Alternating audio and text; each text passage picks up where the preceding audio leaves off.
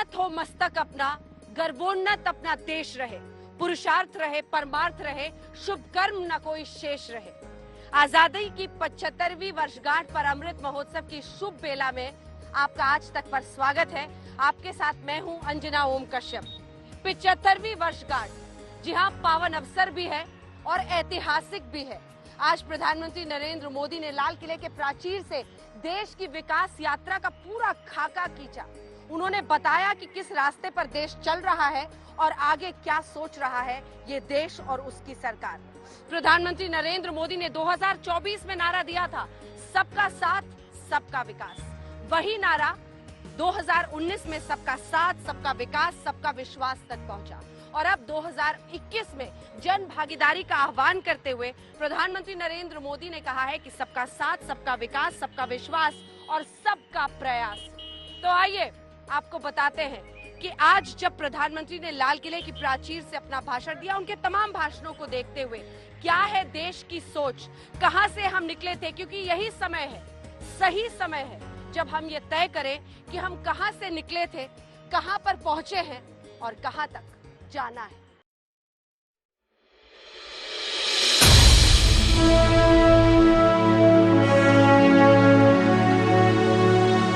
ऐतिहासिक घड़ी है, स्वागत भी ऐतिहासिक होना था।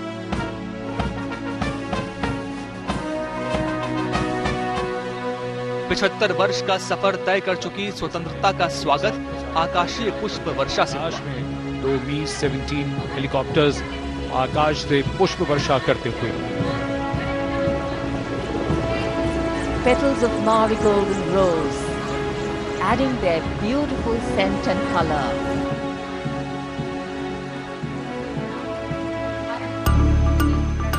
असंख्य बलिदानों का रंग स्वतंत्रता की 75वीं वर्षगांठ पर कुछ और खिल कर आया। लाल किले से उत्सव कुछ और निखर कर आया। आज का पावन दिन कुछ और संवर कर आया। आहूत करने वाले वीरांगनाओं को आज देश नमन कर रहा है। प्रधानमंत्री मोदी लाल किले से 8वीं बार देश को संबोधित करने आए तो बलिदानियों को समूचे राष्ट्र की तरफ से कृतज्ञ नमन किया।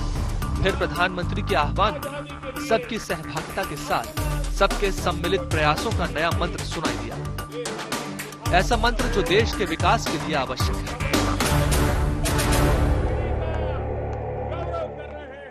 आज लाल किले की प्राचीर से आह्वान कर रहा हूं, सबका साथ सबका विकास सबका विश्वास और अब सबका प्रयास हमारे हर लक्ष्यों की प्राप्ति के लिए बहुत महत्वपूर्ण है।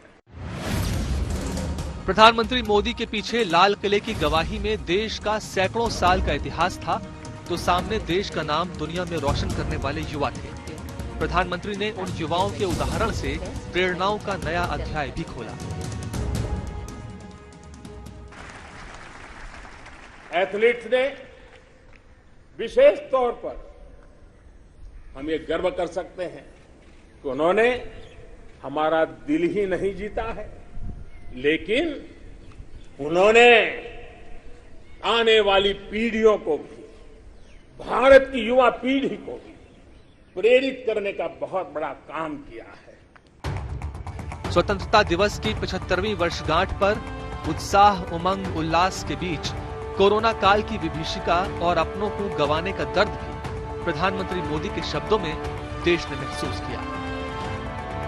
कितने ही बच्चों के सिर पर कोई हाथ फेरने वाला चला गया, उसे दुलारने, उसकी जिद पूरी करने वाला चला गया।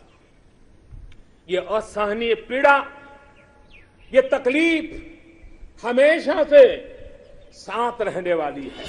देश स्वतंत्रता के 75वें पड़ाव तक आया है, तो आगे इसके विकास की गति और तेज हो। प्रधानमंत्री क्या ऐसी कोई योजना इस बार लाल किले से लाएंगे, ये सबके मन में था और इसका जवाब 100 लाख करोड़ की प्रधानमंत्री गति शक्ति योजना के रूप में देश को मिला। गति शक्ति का नेशनल मास्टर प्लान, उसको देश के सामने करोड़ों देशवासियों को सपना करने वाली एक बहुत बड़ी योजना लेकर के हम आपके सामने आने वाले हैं, उसको लॉन्च करने वाले हैं। प्रधानमंत्री एक के बाद एक कई योजनाओं का ऐलान करते गए और उन्हें देश के विकसित भविष्य से जोड़ा। अमृत महोत्सव के 75 सप्ताह में 75 वंदे भारत ट्रेन पूरे देश को जोड़ेंगी। लड़कियों के लिए भी सैनिक स्कूलों के दरवाजे खुलेंगे। छोटे किसान देश की शान नया नारा, राष्ट्रीय हाइड्रोजन मिशन का ऐलान, स्वतंत्रता के 100वें वर्ष तक ऊर्जा क्षेत्र में आत्मनिर्भर भारत की योजना। 75वीं वर्षगांठ की स्वतंत्रता दिवस की जब आज हम ये वर्षगांठ मना रहे थे तो एक थीम रही और वो थीम थी देश प्रथम, सदैव प्रथम। जी हाँ, प्रधानमंत्री नरेंद्र मोदी ने आज जब लाल किले के प्राचीर से देश का जिक्र किया तो उसमें आह्वान था युवा शक्ति का, उसमें युवा ऊर्जा को अभिनंदन भी था, तो इसी के साथ कर्म योद्धाओं को सलाम भी था।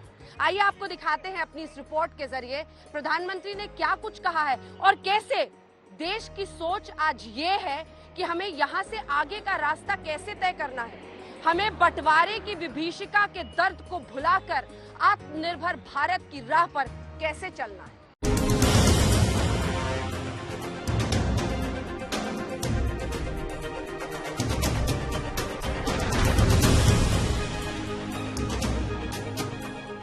आजादी की 75वीं वर्षगांठ पर प्रधानमंत्री मोदी ने देश को एक भरोसा भी दिलाया कि जो आज की कोशिशें हैं वो आने वाले 25 साल बाद देश के भाग्य का नव निर्माण करने वाली होंगी।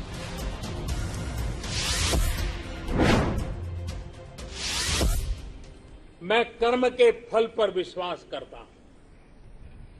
मेरा विश्वास है मेरे देश के युवाओं पर, मेरा विश्वास है देश की बहनों पर, देश की बेटियों पर, देश के किसानों पर, देश के प्रोफेशनल्स पर। ये कैन डू जनरेशन है, कैन डू जनरेशन है। ये हर लक्ष्य हासिल कर सकती है।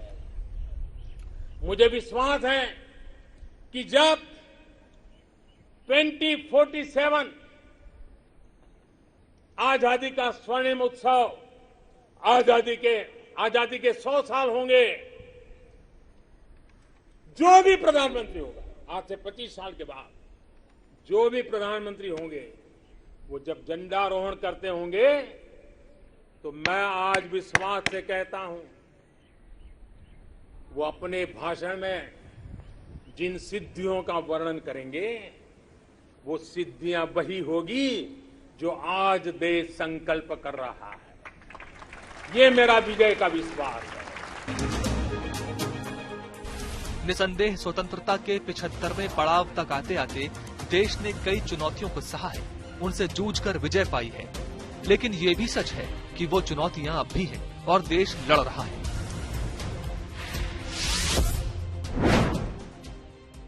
दो महत्वपूर्ण पहलू है, एक आतंकवाद और दूसरा विस्तारवाद। भारत इन दोनों ही चुनौतियों से लड़ रहा है और सधे हुए तरीके से बड़ी हिम्मत के साथ जवाब भी दे रहा है। विस्तारवाद और आतंकवाद से लड़ते भारत ने खुद को किस रूप में तैयार किया, कैसे तैयार किया, ये भारत के गौरव की कहानी है जो लाल किले से सुनाई दी। विकास के पथ पर आगे बढ़ते हुए भारत को अपनी मैन्युफैक्चरिंग और एक्सपोर्ट दोनों को बढ़ाना होगा। आपने देखा है अभी कुछ दिन पहले ही भारत ने अपने पहले स्वदेशी एयरक्राफ्ट कैरियर आईएनएस विक्रांत को समुद्र में ट्रायल के लिए उतारा है। भारत आज अपना लड़ाकू विमान बना रहा है। वैक्सीन से लेकर सबमरीन तक आज भारत खुद बना रहा है। प्रधानमंत्री मोदी ने अपने भाषण से ये उम्मीद जताई कि देश के विकास का पहिया युवा शक्ति के जोर से और तेज घूमेगा। मेरा विश्वास है मेरे देश के युवाओं पर, मेरा विश्वास है देश की बहनों पर, देश की बेटियों पर, देश के किसानों पर, देश के प्रोफेशनल्स पर ये कैन डू जनरेशन है, कैन डू जनरेशन है। ये हर लक्ष्य हासिल कर सकती है। प्रधानमंत्री मोदी के भाषण में हर वर्ग का उल्लेख था, हर घटना का वर्णन था। सहकारिता एक संस्कार, वोकल फॉर लोकल आवश्यकता, कृषि क्षेत्रों में वैज्ञानिक क्षमता एक आवश्यकता, आर्टिकल 370 हटने के 2 साल बाद खुशहाल कश्मीर, राम जन्मभूमि मुकदमे का शांतिपूर्ण समाधान, ओबीसी आयोग को संवैधानिक दर्जा। प्रधानमंत्री मोदी ने देश के सामने नई शिक्षा नीति, नई खेल नीति, नई आरक्षण नीति का वर्णन किया, लेकिन अब से ठीक 75 साल पहले देश ने बंटवारे का जो दर्द सहा, वो दर्द भी देश की विरासत है, ये एहसास भी दिलाया।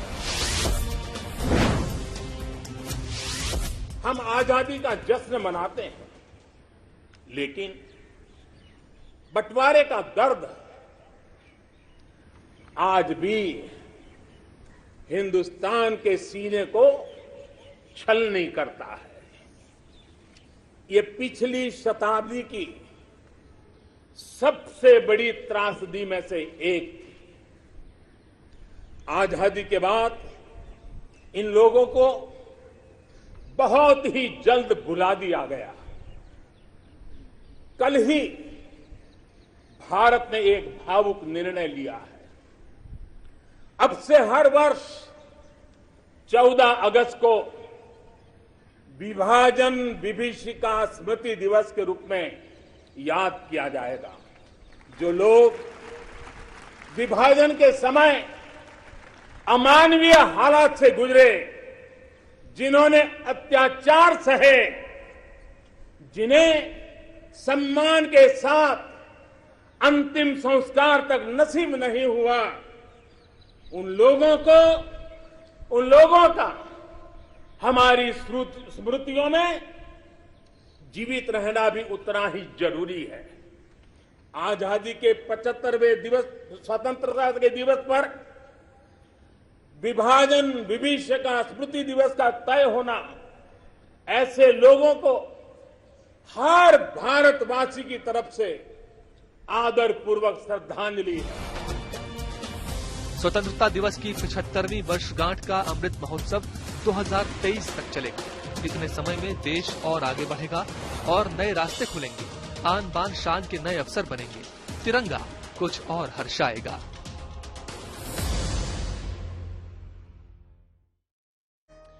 लाल किले के प्राचीर से जब 75वीं आजादी के 75वीं वर्षगांठ के वक्त पर प्रधानमंत्री नरेंद्र मोदी अपना संबोधन कर रहे थे, तो उस स्पीच में आने वाले दिनों का लक्ष्य भी था।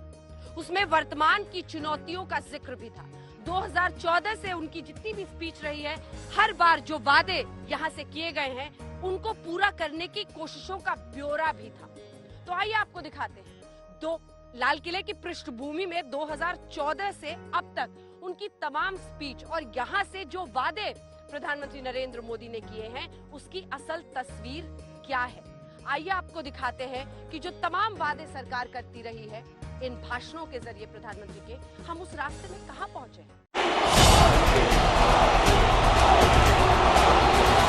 भारत माता की, भारत माता की।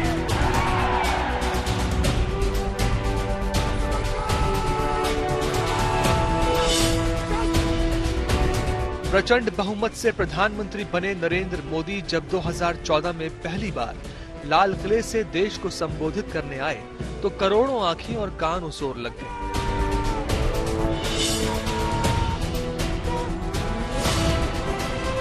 ये भाषण प्रधानमंत्री मोदी के विजन की पहली झलक थी। मेरे प्यारे देशवासियों, भाइयों बहनों, मैं दिल्ली के लिए आउटसाइडर हूं। मैं दिल्ली की दुनिया का इंसान नहीं।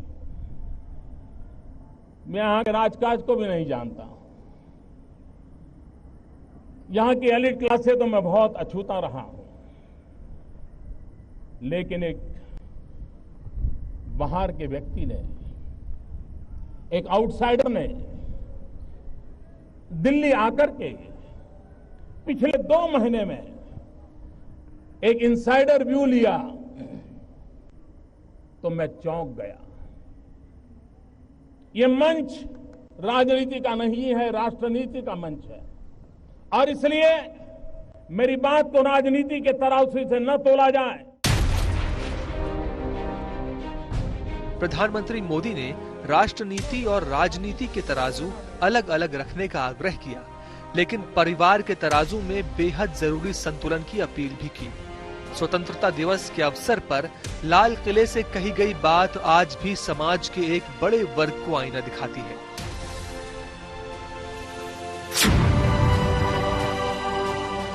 बेटी को तो सैकड़ों सवाल मां बाप पूछते हैं, लेकिन क्या कभी मां बाप ने अपने बेटे को पूछने की हिम्मत की है?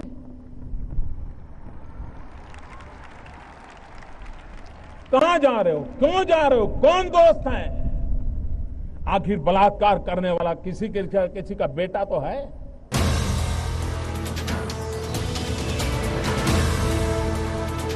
प्रधानमंत्री मोदी ने तब 2014 में लाल किले से डिजिटल क्रांति का नारा दिया। आज भले ही डिजिटल लेन देन आम जनजीवन का हिस्सा बन चुका हो, लेकिन तब बात बिल्कुल नई थी।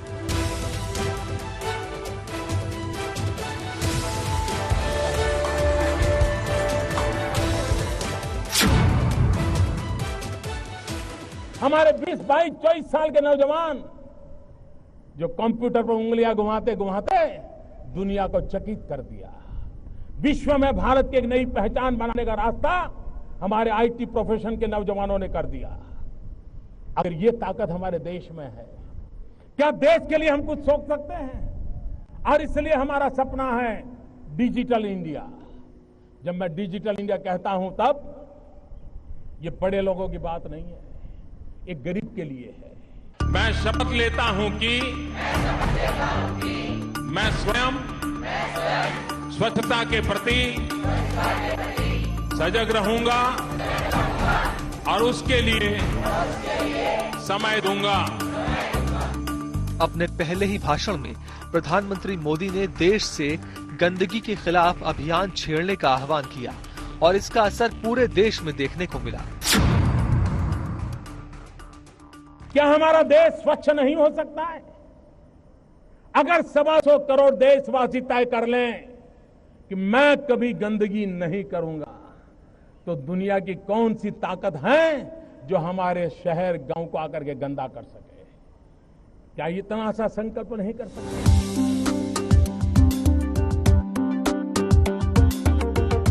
लाल किले से शौचालयों की जरूरत का जब प्रधानमंत्री ने विस्तार से वर्णन किया तो वो अप्रत्याशित था। देश का प्रधानमंत्री, स्वतंत्रता दिवस का अवसर और शौचालयों की बात, लेकिन बात दूर तक जाने वाली थी।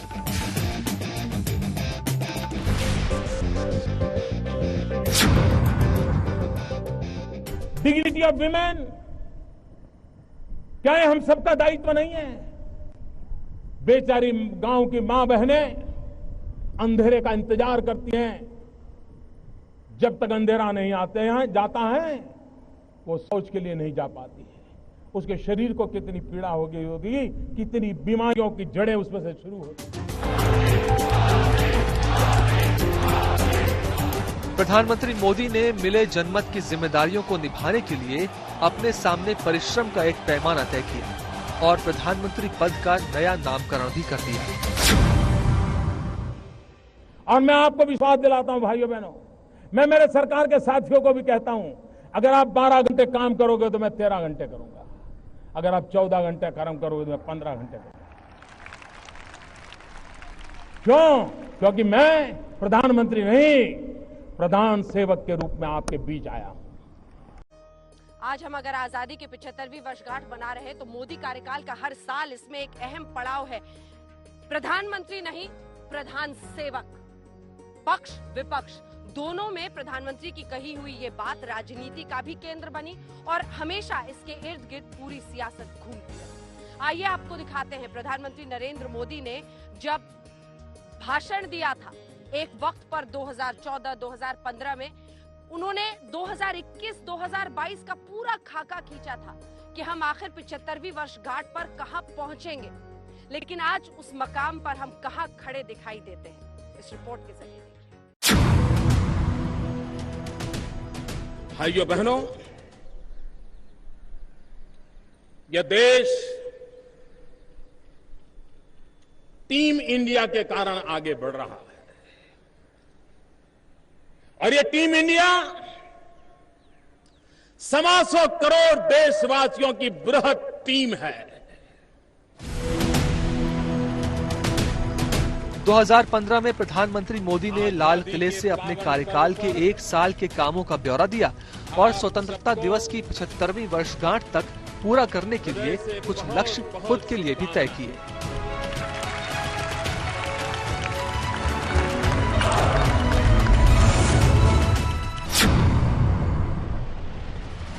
मैं इन गरीबों की अमीरी को आज लाल किले की प्राची से शत शत नमन करना चाहता हूं, सलाम करना चाहता हूं, क्योंकि जीरो बैलेंस अकाउंट खोलने का कहने के बावजूद भी इन गरीबों ने 20,000 करोड़ रुपया बैंक के खातों में जमा करवाए।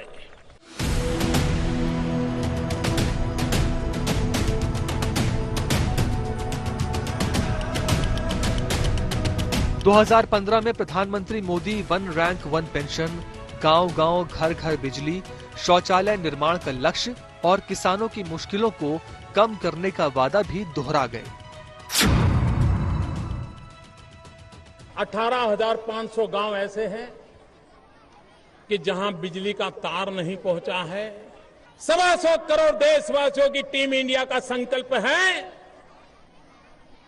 इन 18,500 गांवों में 1000 दिन के अंदर बिजली का खंभा, बिजली का तार और बिजली पहुंचे, ये काम पूरा करके दिया जाएगा। 2016 में प्रधानमंत्री मोदी ने लाल किले से अपनी अब तक की सबसे लंबी स्पीच दी। 96 मिनट की स्पीच में उन्होंने अपनी सरकार के 3 साल के काम और आने वाले वर्षों की योजनाओं पर जोर दिया। आज 1 मिनट में 15,000 रेल टिकट मिलना संभव हो गया है। पहले पासपोर्ट पाने में अगर सिफारिश नहीं है तो 4-6 महीने तो यूं ही जांच पड़ताल में चले जाते थे।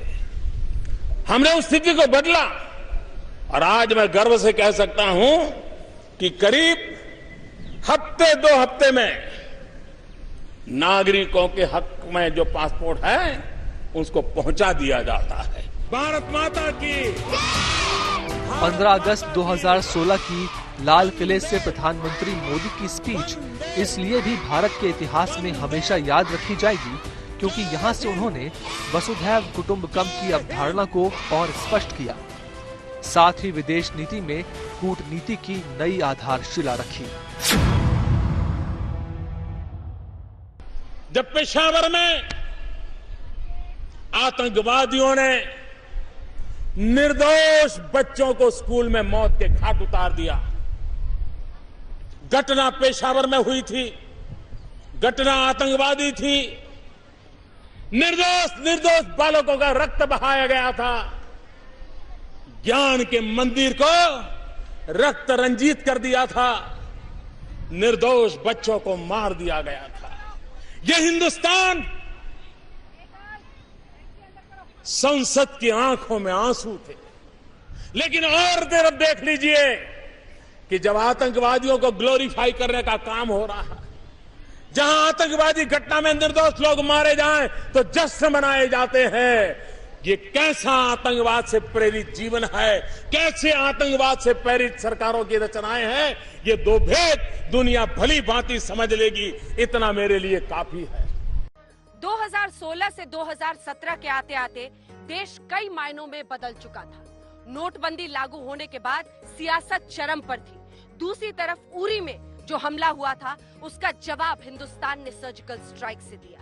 जीएसटी लागू हुआ, कश्मीर में अलग उथल पुथल चल रही थी। इन सब के बीच देश जिस तरह से आगे बढ़ रहा था, 2017 में प्रधानमंत्री नरेंद्र मोदी के भाषण का सबको इंतजार था। एक नए भारत की उन्होंने वहीं मंच से चर्चा की।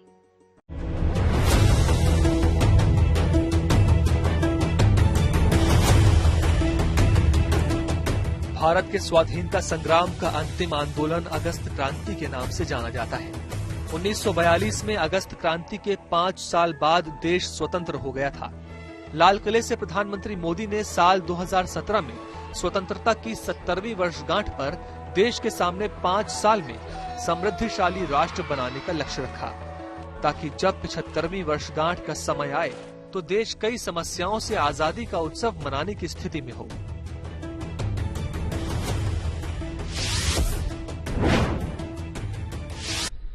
न्यू इंडिया जो सुरक्षित हो, समृद्ध हो, शक्तिशाली हो। न्यू इंडिया जहां भी हर किसी को समान अवसर उपलब्ध हो।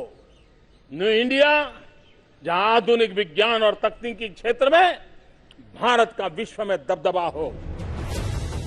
हमारे देश के जब प्रधानमंत्री मोदी विश्व में भारत का दबदबा स्थापित करने का आह्वान कर रहे थे, तब उस शौर्य का उल्लेख भी जरूरी हो गया जिन्होंने पाकिस्तान में घुसकर सर्जिकल स्ट्राइक की।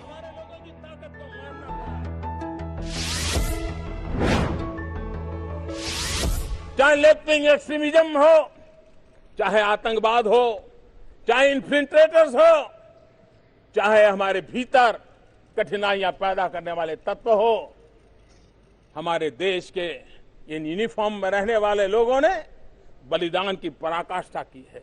और जब सर्जिकल स्ट्राइक हुई, दुनिया को हमारा लोहा मानना पड़ा, हमारे लोगों की ताकत को मानना पड़ा। सेना के शूरवीरों की बात चली तो प्रधानमंत्री मोदी ने अपना एक अधूरा वादा पूरा करने का ऐलान भी लाल किले से कर दिया।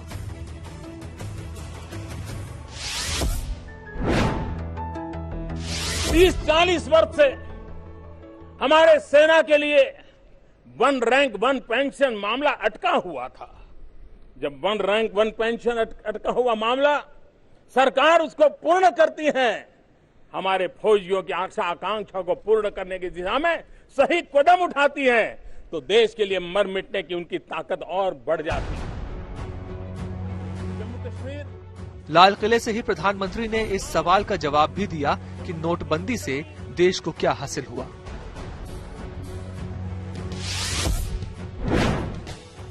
करीब 3 लाख करोड़ रुपया, ये सरकार ने रिसर्च नहीं किया है, बाहर के एक्सपर्ट ने किया है। नोटबंदी के बाद 3 लाख करोड़ रुपया जो अतिरिक्त, जो कभी बैंकिंग सिस्टम में वापस नहीं आता था, वो आया है। बैंकों में जमा की गई राशि में 2.25 लाख करोड़ से अधिक राशि शक के घेरे में है। कम से कम 2 लाख करोड़ रुपया से ज्यादा काला धन उसको बैंकों तक पहुंचना पड़ा है, और अब व्यवस्था के साथ उनको अपना जवाब देने के लिए मजबूर हुए हैं। नए काले धन पर भी बहुत बड़ा रुकावट आ गई है। लाल किले की प्राचीर से ही प्रधानमंत्री मोदी ने जीएसटी की जरूरत और असर का भी उल्लेख किया।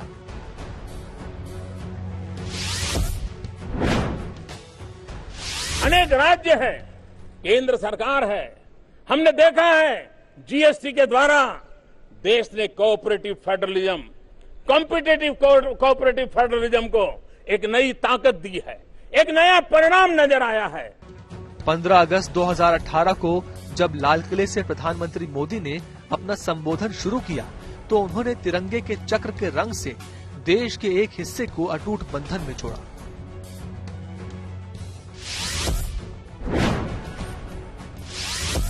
हमारे देश में 12 वर्ष में एक बार नील कुरिंज का पुष्प उगता है। इस वर्ष दक्षिण की नीलगिरी की पहाड़ियों पर यह हमारा नील कुरुंजी का पुष्प जैसे मानो तिरंगे झंडे के अशोक चक्र की तरह देश के आजादी के पर्व में लहलहा रहा है। कोरोना के चलते वो सपना पूरा ही नहीं हो सका, लेकिन 2018 में लाल किले से प्रधानमंत्री मोदी ने देश की शान को आसमान तक पहुंचाने का एक सपना भी देखा था। जब आजादी के 75 साल होंगे तब, यहां हो सके तो उससे पहले आजादी का 75 साल मनाएंगे तब मां भारत का कोई संतान, चाहे बेटा हो या बेटी, कोई भी हो सकता है, वे अंतरिक्ष में जाएंगे, हाथ में तिरंगा झंडा लेकर के जाएंगे।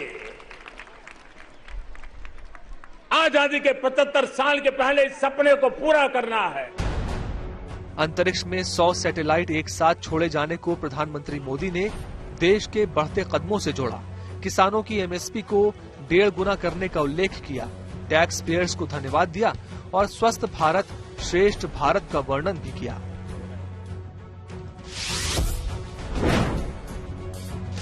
भारत की बात करता है, 10 करोड़ परिवार यानी क्या, 50 करोड़ जनसंख्या ने क्या, बहुत कम लोगों को अंदाज होगा कितनी बड़ी योजना है। अगर मैं अमेरिका, कनाडा और मैक्सिको इसकी जनसंख्या मिला लूं तो करीब करीब इतने लाभार्थी ये आयुष्मान भारत योजना में है। अगर मैं पूरे यूरोप की जनसंख्या गिन लूं तो करीब करीब उतनी ही जनसंख्या भारत में इस आयुष्मान भारत के लाभार्थी बनने वाले हैं। साल 2019 में ये तय नहीं था कि 2019 में आखिर लाल किले से कौन भाषण देगा, क्योंकि प्रधानमंत्री नरेंद्र मोदी का 5 साल का कार्यकाल पूरा हो चुका था, आम चुनाव होने वाले थे। लेकिन पहले से भी बड़ी जीत के साथ प्रधानमंत्री नरेंद्र मोदी एक बार फिर देश के प्रधानमंत्री बने और फिर 2019 के भी ऐसे ही स्वतंत्रता दिवस के भाषण में लाल किले से अपनी सरकार, दूसरे टर्म की सरकार के 2.5 महीने के कड़े और बड़े फैसलों का जिक्र उन्होंने लाल किले से किया। जम्मू कश्मीर से धारा 370 और 35A हट चुकी थी। 3 तलाक पर कानून बन चुका था। आतंक रोधी कानून UAPA बन चुका था। प्रधानमंत्री मोदी इन ऐतिहासिक फैसलों के बाद लाल किले पर आए। 10 हफ्ते के भीतर भीतर ही अनुच्छेद 370 का हटना, 35A का हटना,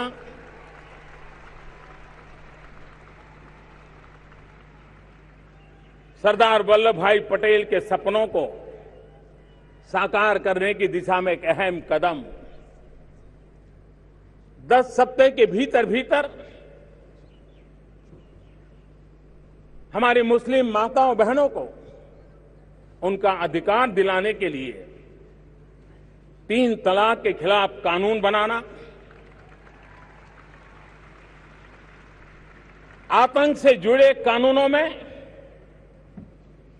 आमूलचूल परिवर्तन करके उसको एक नई ताकत देने का, आतंकवाद के खिलाफ लड़ने के संकल्प को और मजबूत करने का काम, हमारे किसान भाइयों बहनों को प्रधानमंत्री सम्मान निधि के तहत 90,000 करोड़ रुपया किसानों के खाते में ट्रांसफर करने का एक महत्वपूर्ण काम आगे बढ़ा है।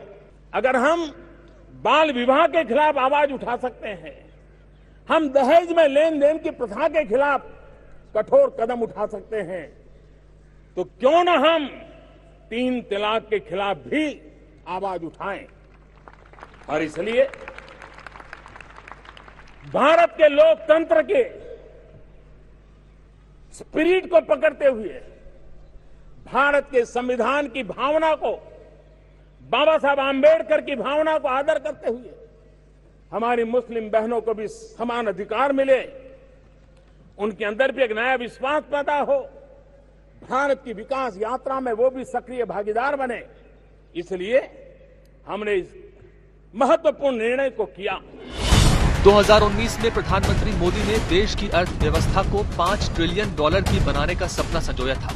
आने वाले दिनों के हालात में वो पूरा नहीं हो सका। किसानों की आय दोगुना करने की बात भी कही गई थी, जो कि एक लंबी प्रक्रिया है, लेकिन चीफ ऑफ डिफेंस स्टाफ बनाने का जो ऐलान किया, उसका महत्व चीन और पाकिस्तान की हरकतों के चलते देश खूब समझ रहा है। आज मैं लाल किले से एक महत्वपूर्ण निर्णय की घोषणा करना चाहता हूं। इस विषय के जो जानकार हैं, वो बहुत लंबे अरसे से इसकी मांग करते रहे हैं। आज हमने निर्णय किया है कि अब हम chief of defence staff CDS इसकी व्यवस्था करेंगे और इस पद के गठन के बाद तीनों सेनाओं के शीर्षस्थ स्तर पर एक प्रभावी नेतृत्व मिलेगा। 2020 में कोरोना पूरी दुनिया के लिए सबसे बड़ी चुनौती बनकर आई, लेकिन हिंदुस्तान के सामने सिर्फ कोरोना ही नहीं, कई ऐसे मोर्चों पर चुनौतियां खुली हुई थी। आइए आपको दिखाते हैं। प्रधानमंत्री नरेंद्र मोदी ने जब इसके बाद लाल किले के प्राचीर से भाषण दिया, तो उन्होंने अपना रोड मैप, कैसे इस बीमारी से, इस महामारी से जूझना है, इसका रोड मैप, लेकिन इसी के साथ जन भागीदारी के निर्णायक आह्वान को जनता के सामने रखा।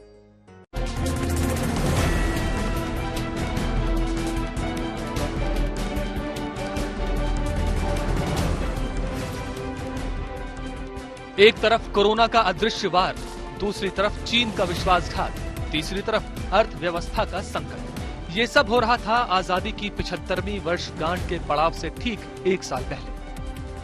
सरहद पर सैनिक जंग के हालात के बीच डटे थे और देश के अंदर कोरोना वॉरियर्स एक एक सांस को बचाने के लिए लड़ रहे थे।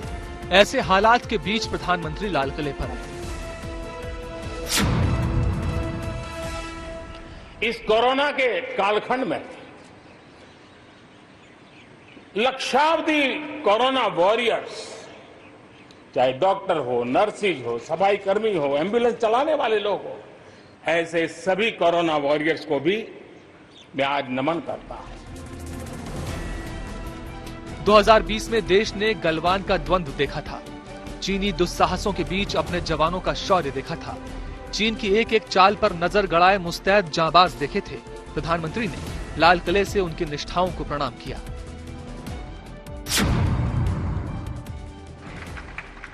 भारत की संप्रभुता की रक्षा के लिए पूरा देश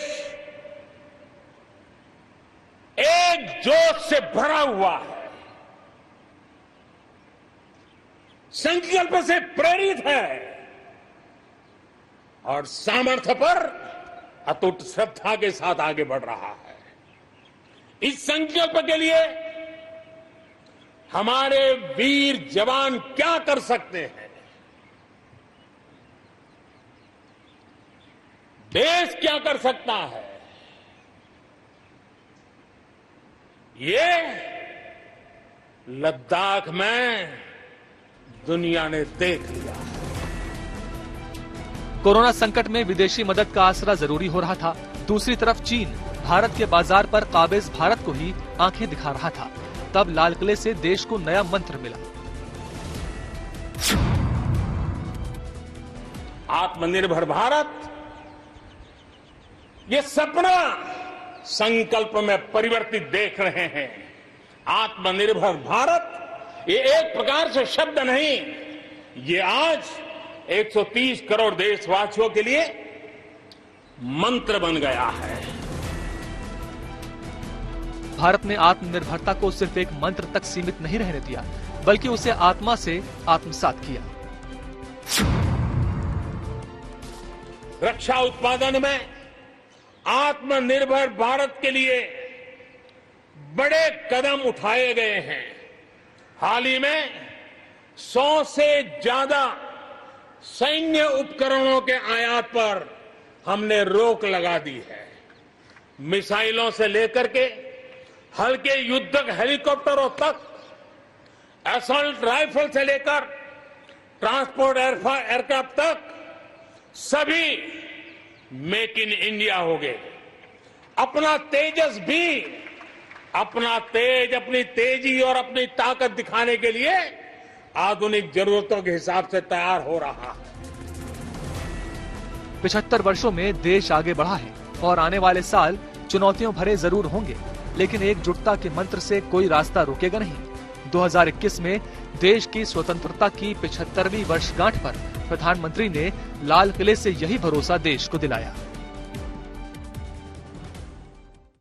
आजादी की 75वीं वर्षगांठ के इस पावन और ऐतिहासिक अवसर पर हमारे इस विशेष कार्यक्रम में इतना ही। देश दुनिया की बाकी खबरों के लिए आप देखते रहिए आज तक।